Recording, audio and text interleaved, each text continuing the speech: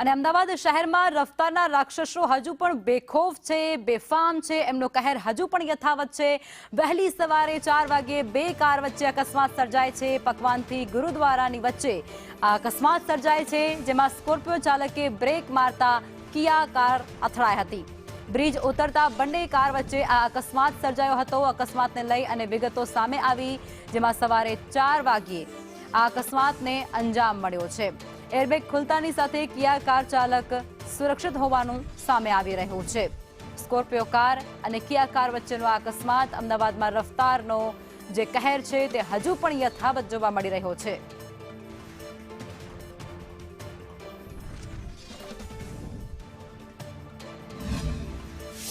कितने बजे अकस्मात हुआ था? समथिंग 4 बजे की समथिंग। 4 बजे। हाँ जी। किसकी टक्कर लगी थी, कैसे अकस्मात हुआ था? वो एक्चुअली स्कॉर्पियो जो गाड़ी थी वो आगे थी, उसने टर्न लिया, ब्रेक लगा दी, इसी वजह से मैं उसके पीछे था, उस वजह से हो गया, गाड़ी डिसबैलेंस हो गई। किसी को कुछ इजा हुई है? कुछ नहीं है, ऐसा कुछ नहीं है।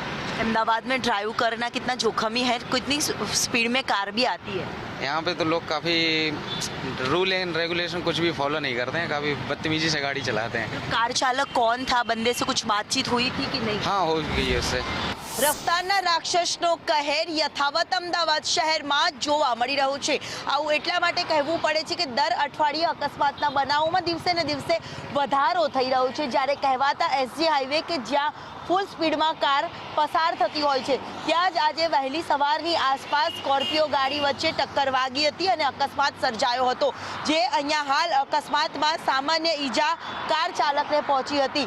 ફૂલ સ્પીડમાં ગાડી ચલાવવી અન્ય લોકો માટે પણ જોખમી હોય છે। અનેક વખત આવી અપીલ પ્રશાસન તરફથી પણ કરવામાં આવે છે।